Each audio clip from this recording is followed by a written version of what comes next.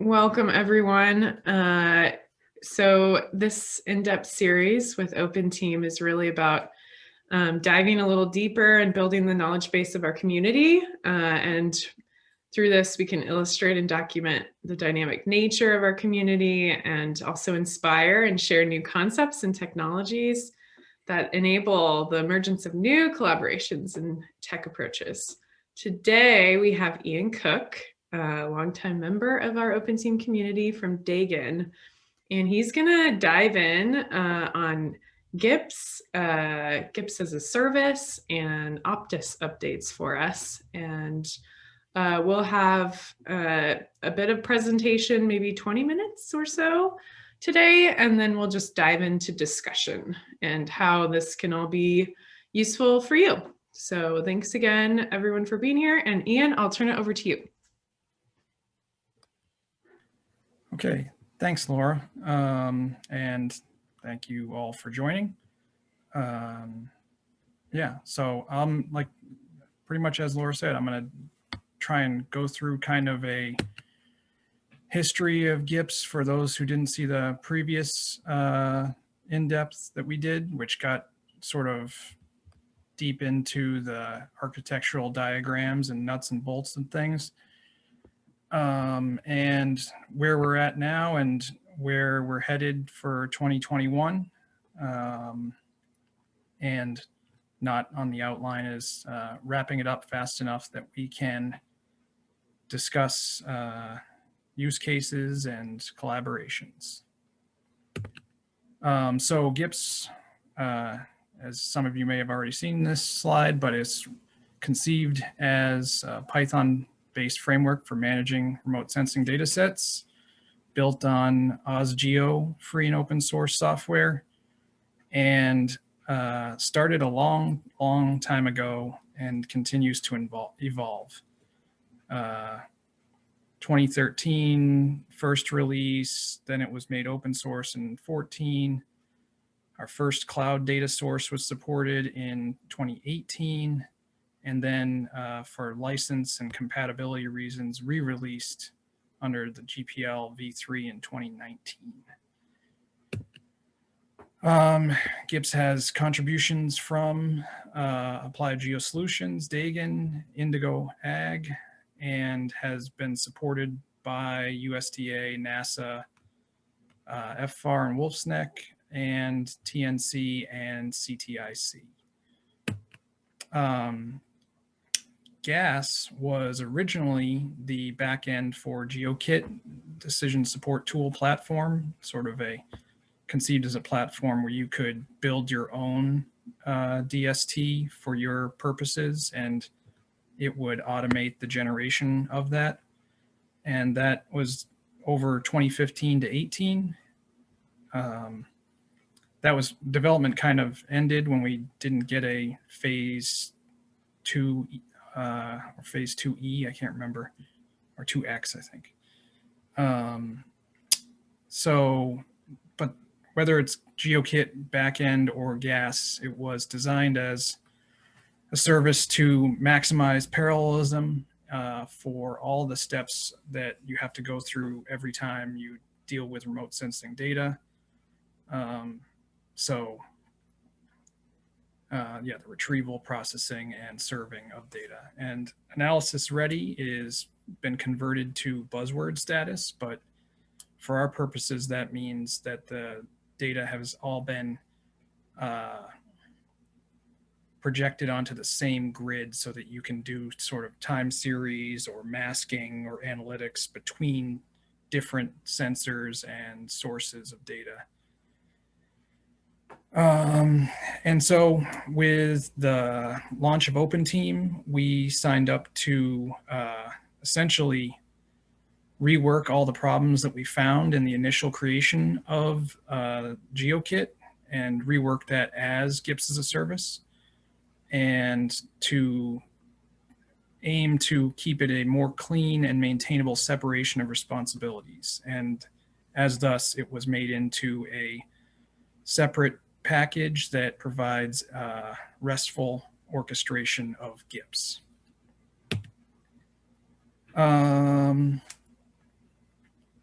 Yeah.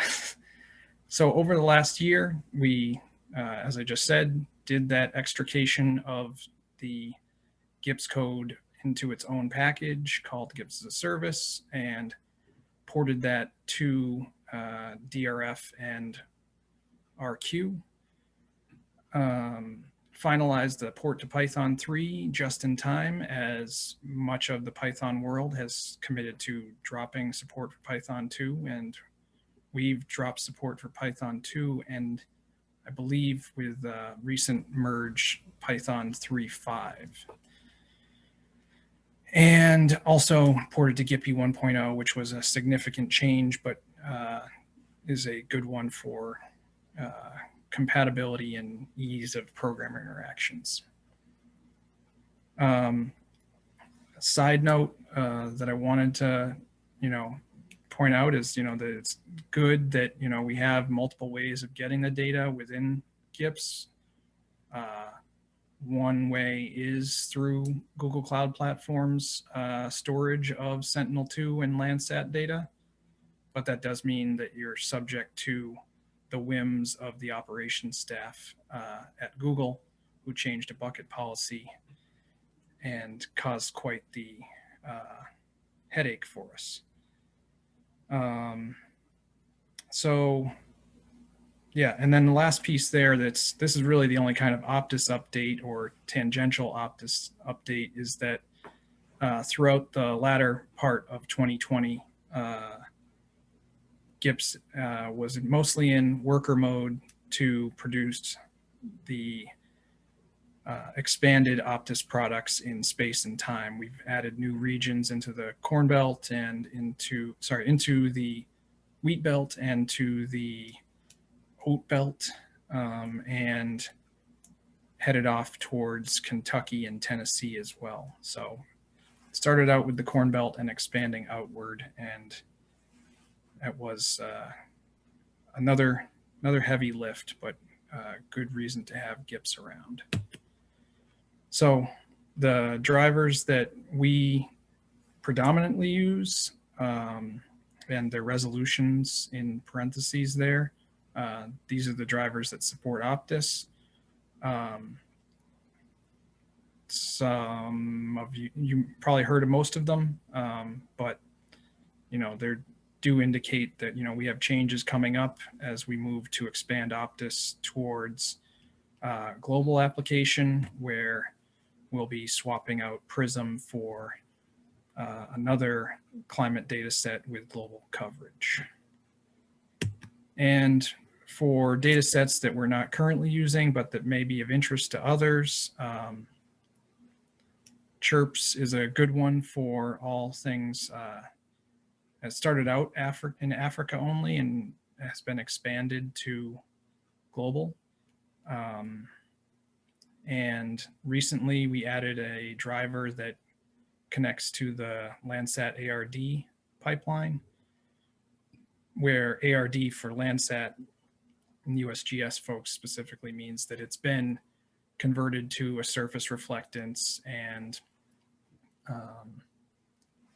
also clipped out to the same pixel extent that I mentioned for the working definition. So yeah, and a lot of other data sets on that list that you may or may not be familiar with, and happy to talk more about those if anyone's interested. So yeah, things that we have implemented recently that are helpful. As I said there, we got the configurable backends for MODIS, Landsat, and Sentinel-2 data. This allows us to pull from primary source or from alternate sources. Conveniently, Landsat is on Google Cloud and on AWS. MODIS on AWS is nice, but is limited to only the last 5 years, which can be, a pain for historical data processing.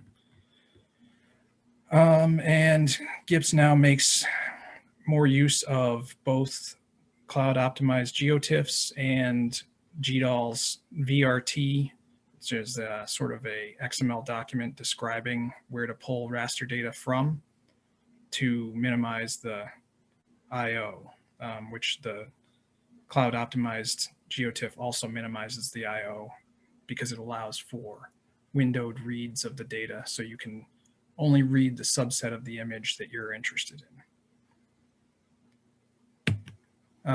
GIPS-as-a-Service today has support for multiple of its own storage backends, which you can think of as the system cache of that which has been pulled from primary or secondary sources. And those are, standard file system or S3 compatible storages. And as noted there, originally GIPS-as-a-Service was built for running on NASA NEX or other supercomputers of that generation, which often included the Torque PBS job manager. And as we're not running that currently, we decided to drop support for that. And we deployed GaaS on AWS and have run through a bunch of tests, and that's awesome for the purpose of, being the next step. Speaking of more next steps, updates for GIPS core would be Landsat Collection 2, which now the source data will be distributed in a cloud optimized GeoTIFF format, which is great. And they've made some metadata enhancements. So those pieces there mean that we have to get in and update the Landsat driver to support those. And we'll have to extend the driver to handle the Landsat 9 data, which is supposed to be largely similar to Landsat 8's data format, but we have not looked into that yet. And had some good discussions with folks at OurSci about adding a Polaris data driver to support some ESMC work.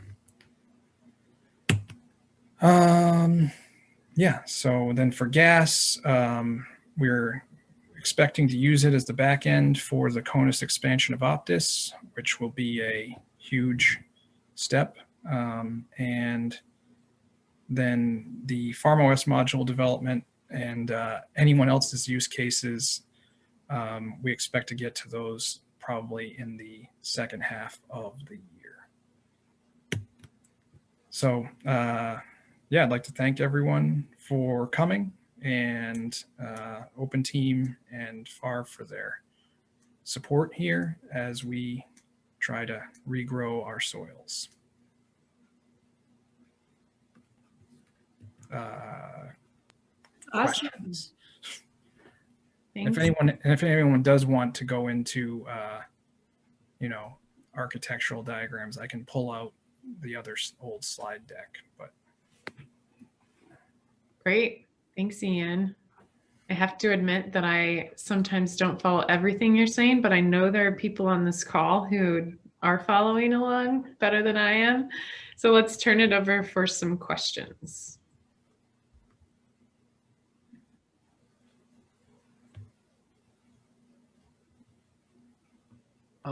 I can ask like some very ignorant questions. I was wondering if you could just give like consider me a total dunce in this field. I'm a farmer and I'm trying, I work at Stonebarns and I'm trying to get involved. We have a drone and we're doing NDVI sensing. And so I don't want to waste anyone's time here if everyone else is like above this level, but I'm wondering if you could give just a brief explanation of sort of what some of this means for like on the ground, like usability, and like what new information would I be able to get using these technologies as a farmer. So I may sound like yeah, that would be great. yeah, so I guess the first thing is that there's nothing that's out of the box ready for managing drone acquisition data. I think that in the joint hub tech meeting, we talked a little bit about it, and I think we threw up on the mural that there's an idea for producing a driver for basically managing your own drone data set. But primarily when you have your drone data acquisition and you want to pull other data sets, be they weather or just coarse scale visible or infrared data historically to sort of go along with that drone data and see, then you could conduct an analysis, be like, okay, from my drone data at high resolution, I see that this part of the field is out of commission, and I pulled the Prism precip data, and oh yeah, that sorry, I guess that doesn't really work for that course of data, but if you had a higher resolution, precip data set, you could pull that data and see, oh yeah, we had a low rainfall in that area, so the field suffered there. And then you could pull, if you don't have high frequency overpass of the your drone data acquisitions, then you could pull just a visual RGB time series for the field, or the NDVI for the field, and look at when the emergence of the field was. You could estimate that from the time series. I don't know if, those are just, they're all sort of things that complement your drone data, unless you actually go to managing the drone data with GIPS. Gotcha. So these sort of drivers and technology, I'm showing my ignorance here, but whatever. I'm probably not alone in the farmer realm. Would help us sort of make it easier to pull some of that public data and sort of stitch it together with other remote sensing and do some analysis that way. Is that right? Exactly. Okay. Yeah. And it's my random phrase that I coined in the last in-depth was that it basically is to automate the critical tedium. All the bits that you've got to get exactly right to have your analysis be valid and have your pixels line up with the pixels you're pulling from the remote sensing data sets that are publicly available. You got to have those all spot on, and this allows it to be not reinventing the wheel and making a new script to pull a new data set where you have to make sure all your registration and your sampling of your source imagery is correct, and it's all sort of sorted out for you. So Shane, we're just to jump in here too.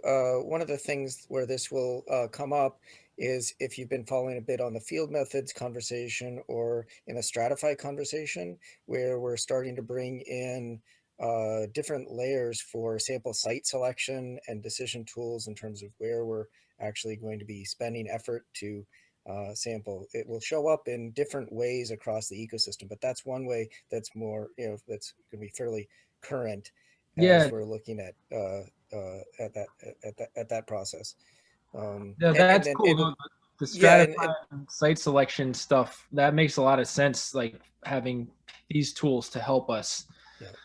And so that's where it will intersect both. You'll notice it both in sort of because that's a survey stack implementation. As you're walking through decision, you'll be drawing on some of this data and then likewise expressing it in different ways within PharmOS, as you saw. So that's, again, trying to harmonize that process and make that a lot smoother. I see a question from Elijah. Yes, thanks. So Ian, I just wanted to follow up on Shane kind of from the hub farm perspective.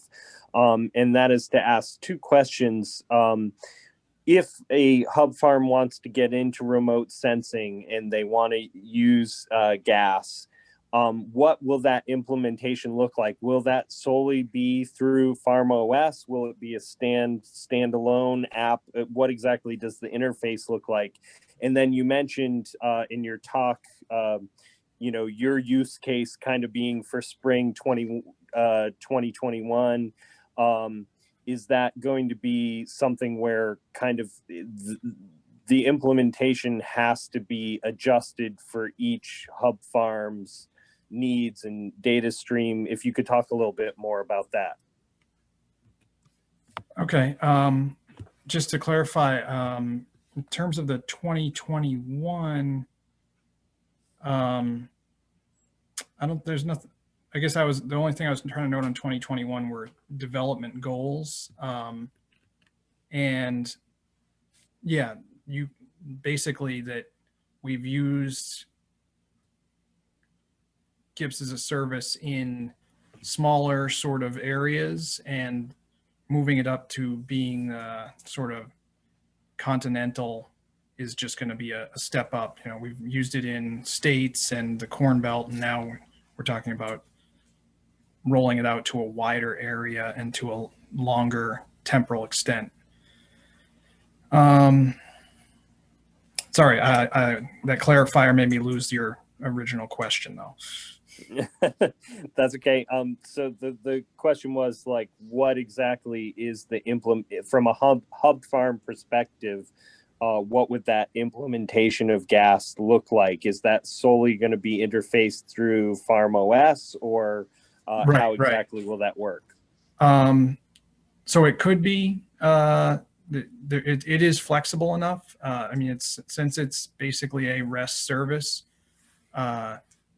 You could take an image and deploy it in your own hardware in your own environment, or you could deploy it in your own VPC on a cloud. And so that it's really open-ended there. We even have had some talk about, you know, making to some extent it available sort of as a hosted service, but we haven't worked that out yet in terms of, you know, who gets it for free, you know, who gets access for free and who has to pay, you know, whether it's how much traffic you have or if you're affiliated with OpenTEAM, things like that. But it's open source, so in the end, you know, you could always do it yourself if you didn't want to pay. I see that Rob Trice has a question. Hey, Ian, just a question. And again, I appreciate you going into the deep end of the pool. I didn't follow everything, but one of the things I'm trying to understand is Ag Gateway has their adapt picks for post-image collection standardization or something like that. Is this at all compatible with, I know they're doing GeoTIF. Is this at all compatible? I think it's similar to the last question. I think we're trying to understand, like, I totally appreciate the data janitorial services being provided here, but what does this fit into or with? So let me see. In terms of the Ag Gateway, you said, I'm not familiar with that service, but if there's any service that you know, can be accessed simply through like a querying of a service and downloading data, GIPS-as-a-Service can be used to manage that data for you and manage your own local storage of it. And you know, we're working on pieces that are even more on the janitorial end of, hey, you're hoarding this data and you don't need it, like let it go. But you know, from the fundamental piece is just that it's to manage and handle the process of getting you the data you need to do an analysis for some region. And that's in terms of how the integration is intended to be kept loose and sort of with a boundary drawn at, you know, you submit your request and then when your job is done processing, you know, you pull for the status of the job and then it tells you, hey, your job is done. And you can download your data from this location. So in terms of how I don't know how it would fit into another service. I know for OpTIS data processing, you know, when we have a new area or a new time frame that we want to process, we will be just submitting jobs and, you know, then polling for, okay, when is the data ready? Okay, the data is ready. Now we can kick off all the analysis routines. Great. Thanks. So, looks like we've got Christoph with a question. So I have a question. Thank you, Ian, for your presentation. I have a question for you, also Dorn and also Shane, and it's kind of the same in that you have a magic wand and you wave it 1 year, 2 year, and 3 years from now. Kind of how is, and for Ian, GIPS-as-a-Service being used, for Dorn, kind of this fitting in what OpenTEAM is doing, and for Shane, like what you need to use the tool to be trying out right now? Like in your perfect world, what does that look like?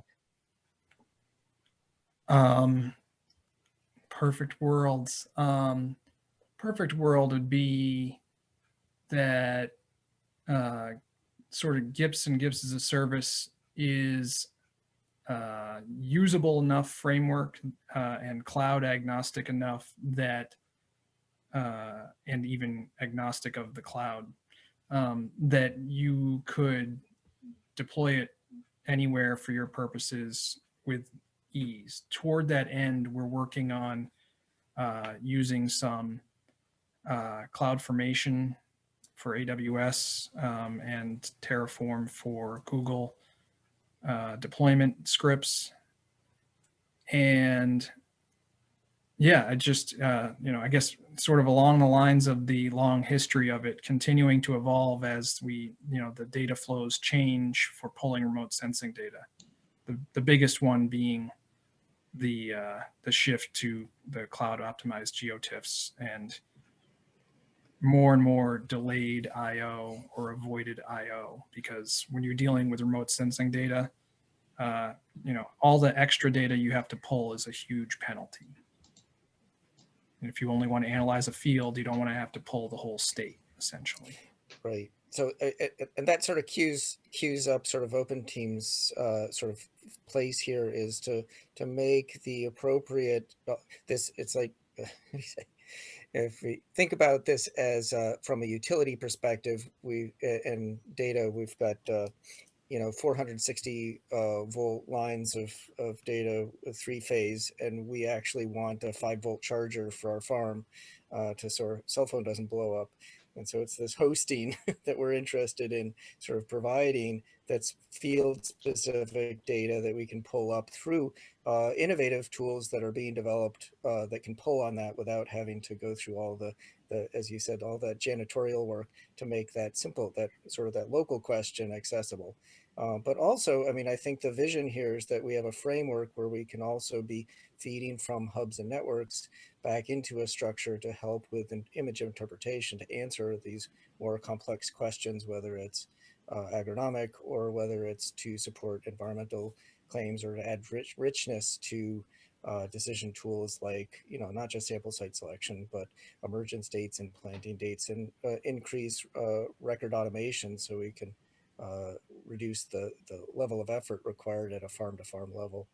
And then as when you, in one of the big things that we're also looking at is just the, you know, we know the cost of data collection is so high at the field level to provide a lot of that baseline information automatically for producers that we're already paying through a lot of our tax dollars and other ways to be able to make that accessible and useful. So this is sort of a lot of that invisible work to make that very simple search bar work in the end through sort of low touch apps. You know, and it again, as I mentioned, it ties in a lot with, if you've been following our field methods calls, the bridge between the direct measurement, the proximal measurement, and remote sensing, and starting to build those bridges. So this is sort of a key piece of that infrastructure. And others are on the call are working on other pieces of that puzzle too. So I'm hoping that folks are who are also on the tech side, I'm looking at the regen folks, are going to jump in here too to maybe talk about some of how these different pieces intersect. Yeah, I think that I can speak a bit on that. Yeah, so for those of you who don't know me, I'm Sam. I'm here with Sophia and Giselle, and we're working with Regen Network. What we have been focusing on recently is using remote sensing data to calculate soil carbon at the field level. And so we supplement, soil samples collected like in situ on the farm with remote sensing data, or in our case, satellite imagery taken from Sentinel-2, to create kind of a map of soil carbon across the area. One of the main problems that we have right now is easy access to satellite imagery, because at present, given our bandwidth and skill sets, we don't have the ability to download images en masse, and we have to manually go to the website and pull those images after visual inspection. And so, what tools, like GIPS is doing is allowing us to just say, we want images for this area in this time frame. It will automatically pull it from us from the cloud. We don't have to do any like manual pulling or auto correcting. And then it just like gives us a product that we can use for our type of science. So yeah, that's kind of a use case if that's helpful to some of you. And I guess I'll also take this opportunity to ask a question for you, Ian, which would be, did you find a solution to get around the bucket change for Google Cloud? Because that was something that we had a huge problem with and then ended up having to drop. That was put in. I'm glad to hear it tripped someone else up. I did file, Google runs a public issue tracker, and I filed the issue there. And they informed me that based on their reading of the terms of service, that was, that change was going to stay. And the change was that you could no longer, without some form of authentication, download data. Like it was just public, wide open, just pull all the data you want. We actually just finished up.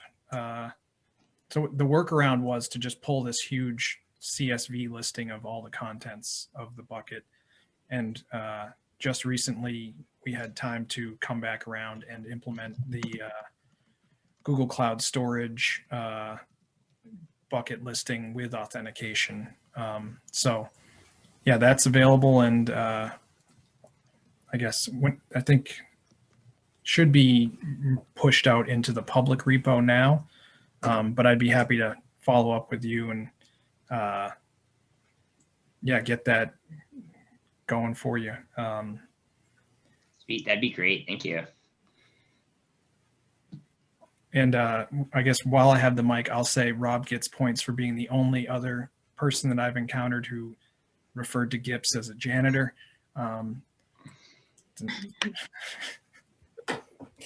Now it's stuck. Giselle, did you? The highest honor, I think. Yes. Giselle, did I see you had a question? Yeah, so I was going to ask more for the use from a farmer perspective. So we have, I see we have different users here, maybe potential users. So we could have like Sam, more techie side. We are trying to do this analysis ourselves with all the information we download directly from Sentinel and all that. But what happens, or how are you structuring the interface in the case a farmer wants to get information? Are you going to provide for functionalities like, for instance, also downloading directly on the fly indices like NDVI or some other index, or are you allowing for scripting there so that anyone could create the indices online, or is it just for pre-processing? Sorry if I missed anything. No, that's fine. So along with sort of the I can't remember exactly the phrasing I used, but along with the retrieval from a primary source and then processing it to indices, the exporting or before that, mosaicing it together and exporting for whatever area you're interested in is sort of exactly what this is meant for. It supports that currently. So if you're in a file system based location on your own hardware or somewhere, it supports that by dumping it to a configured location in a zip file. For each work order you submit the work orders through a regular web request and specifying in JSON format the time coverage, the space coverage, which indices you want. And in the cloud-based format, it dumps it to a bucket that has a sort of a expiry policy on it and says, okay, your data is available here for the next 24 hours, or that's also configurable, but defaults to 24 hours. So it's and in terms of, yeah, I guess I am also interested in the farmer facing aspects. It's clear, for any ag tech analytics folks, this is sort of standard. And for the farmer facing side, we had been looking at originally when OpenTEAM was formed, this development of a near real-time comparison between NDVI and the historical NDVI trends for a field as sort of an indicator of productivity on the field. That was going to be at, like a summarized scale, just to see if, your whole field is performing as well as it has in the past.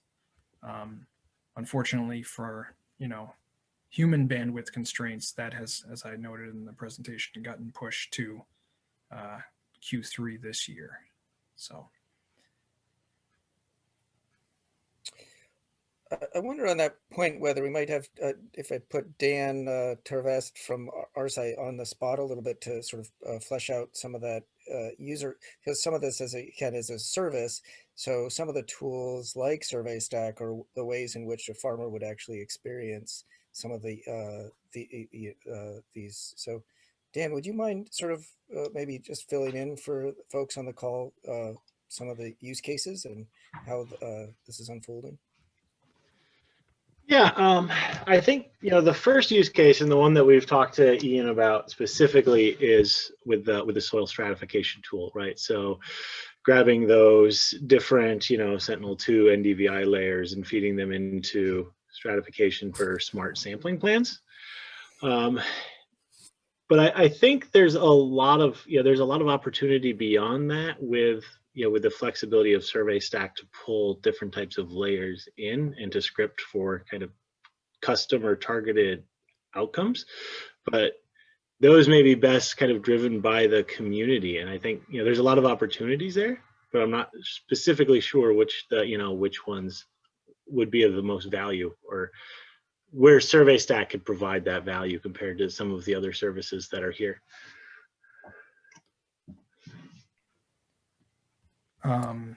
If Dan is done there, I guess, Steve, did you have a question? Thank you, and thanks for the presentation. And I too, like others, should express that I'm not fully following all of this because I still don't even know enough. But what I've come to better understand is GaaS provides an API where I can request with a JSON object imagery, and it's sort of like GaaS knows how to go get imagery, so I don't have to, so then I can just give you a polygon and a time range and an imagery type, and sort of you'll go find it, and if it comes from multiple places and has to be combined, you'll take the different resolutions and make them common, so I sort of get a single data set back that I'm able to do stuff with. 100%. It actually sounds a lot better when you say it than when I say it. Okay. So then I guess my specific question would be, and maybe it's just the sort of the OpTIS stuff that maybe is you using GaaS to do stuff and sort of pre-process And Survey Stack's use of GaaS is to sort of, it could fulfill a certain goal by using this API and then sort of delivering results back to the user within Survey Stack. If I wanted to create a website that let a farmer anywhere in the world let's pretend I've given him a separate tool that he can use to walk the perimeter of his field and create a polygon. If I want to create a website where he can sort of use that polygon to get, I don't know, historical rainfall data for his field, imagery wise, is that the kind of thing I could deploy? I mean, so then I'd have to, so you, as I understand it, you go get this imagery and put it in a storage place, and I'd go retrieve it from that place. But if it's just a field, it's maybe not that much data. And then I could sort of render it back on this farmer's mobile phone as a video, an image sequence. It feels totally.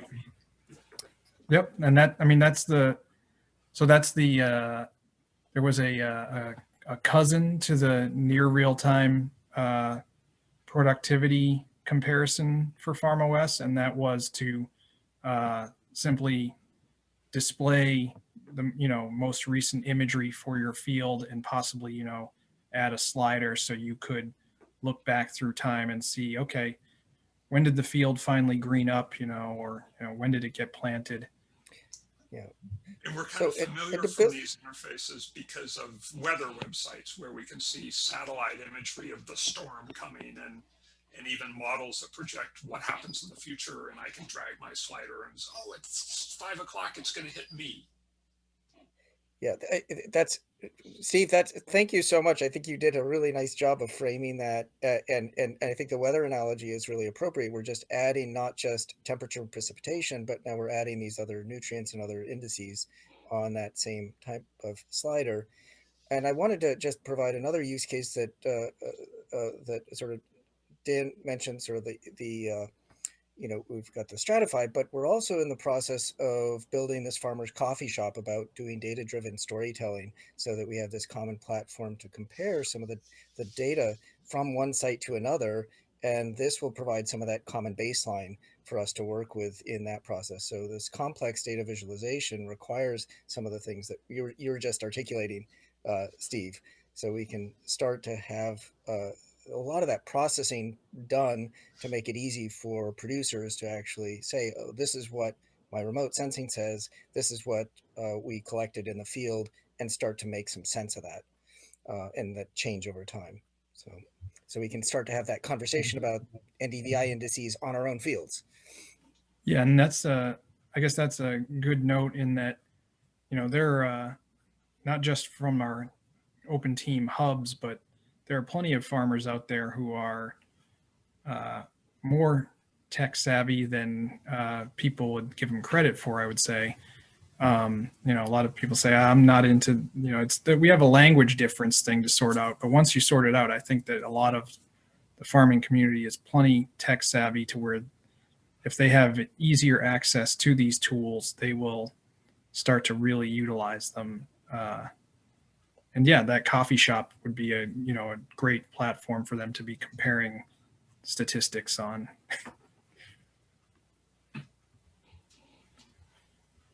Just as a side point, I wanted to make sure I understood that the API works, that your image sources are in fact worldwide. And so if I'm a farmer in Ghana versus in Georgia, I can still, the API still works?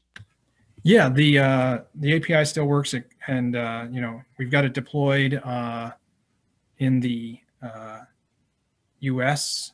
Amazon Web Services facilities, but you could deploy it in another location to be closer to those users and have lower latency. And every data set that has a driver, you know, has its own. That's the key with the drivers, is that's where you encapsulate the idiosyncrasies of the data set. You don't have to have a whole new code base to work with a new data set. Just what's weird about this one. For instance, we use Prism data from Oregon State, and it's just for CONUS. So you know, that's why as part of our move towards intercontinental OpTIS, we will need to switch out our precip data source. But yeah, and there's nothing other than, you know, the pervasive usage of English. There's nothing that's limiting. And a follow-on question, I guess, if somebody has operational costs to host and run this software, so I can make these API calls and then GaaS does work, and if suddenly I put this in the hands of every farmer in the world and you got a lot of calls, then you probably have scale and cost issues. What does that look like in the long term? I think that's part of, I think Dorn and I have talked earlier, you know, in the early days of OpenTEAM about trying to solve that problem. One piece is that each farmer can deploy his own.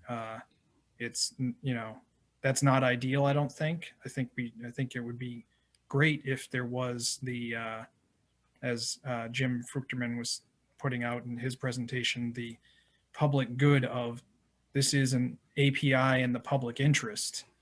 But I guess it does get weird and need admin and decision making in terms of who can have, you know, free level access and what's acceptable free level access. For instance, it might not make sense for it to be free level access for Dagan if you know, Dagan's not paying the hosting fees and is hitting it for intercontinental OpTIS products. No, I mean, I guess that, as I said there, Jim's presentation really made me start thinking about, you know, what could we do in terms of making it a digital public service? But I don't have an answer yet.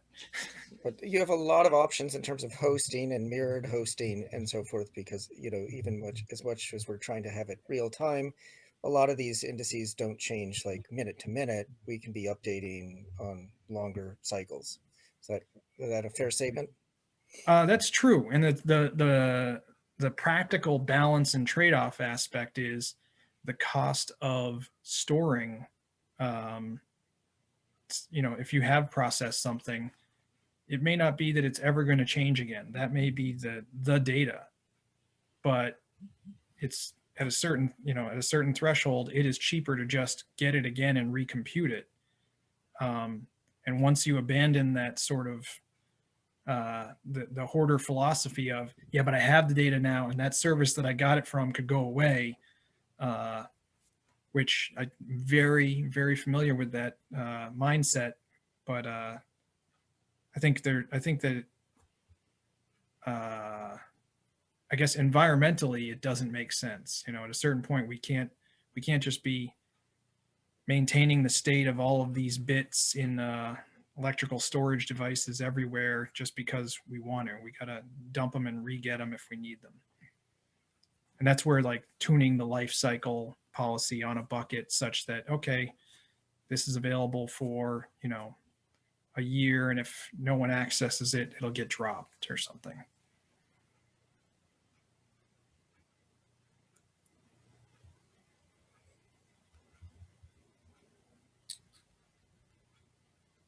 So I'm looking at maybe some of the folks who are calling in from environmental service markets to see if we might get some perspectives on that side.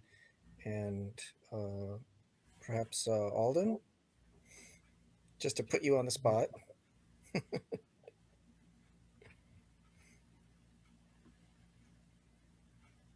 I have to apologize to everybody because I've been desperately waiting for this presentation all week and my internet was down and I only got on too late to make any useful comment. Well, I think it's going to be recorded, so. Yeah, well. Oh, Alden, well, this is a first. I can always count on you. I know. Everybody should be happy. I promise to watch and get back to you guys. As I said, I haven't made every meeting. I've been waiting for this one for weeks. Alden, But I could tee you up, speak just to cue up how I think Nori could totally take advantage of this, which is effectively saying like, okay, cool, there's a project that wants to join the Nori market. Use this janitorial service. Ian, it's stuck now. It's stuck. No, this So- this elegant butler. Come on. as Christoph knows, and so does Bill, when it comes to, I've been saying to everybody who'll listen, I've been waiting for this to come. So I have total confidence that when I understand it, I'm going to love it. But the other thing we say in Nori is before we say to someone, hey, that tool could serve your needs, we do have to understand it. Not just, what the output is, but what difference it might mean to change the source of precipitation data, so that we can tell whether estimates coming from different tools are comparable or not comparable. Where not comparable doesn't mean we don't want to use it. Comparable means we can average numbers, and not comparable means we'll figure out one tool is better for applications in certain circumstances and another tool is better for applications in other circumstances. So I apologize to you guys. Once I get through this presentation, I'm going to be bugging you so that I can ask all my stupid questions so that I can understand it. Well, that is welcome. And as I said at the top there, I kept it exceedingly brief for this discussion's purposes. Yeah. And maybe out of Zoom world courtesy at 5 minutes to the hour, we should disband and follow up online. And please, I want to be on record. I won't be asking all my questions looking for excuses not to use it. It's looking to understand when and how to use it. So that's all I'm looking Sounds for. good. Good. Well, thank you, Ian, so much. I think this is providing a preview for some of the applications as we move forward. So you'll all have some of this background as we start to see it expressed on these front ends. Because as Ian mentioned, I mean, this is all teeing up a lot of the work that's going to happen as we build a lot of the dependencies for building some of the sort of the wild maps and interfaces that are going to come out of this. So you are all here to see the midstream, and thank you so much, Ian, for giving us that. You're all very welcome, and thank you all for the opportunity. I'm obviously an excellent presenter, so I appreciate the opportunity whenever I can get it. We really appreciate it. Thank you so much. Thanks, everyone. Have a great day. Thank you all. Ian, that was great. Yep. Lots of applause there. Yes, lots of applause. Cheers. Bye. Thanks so much.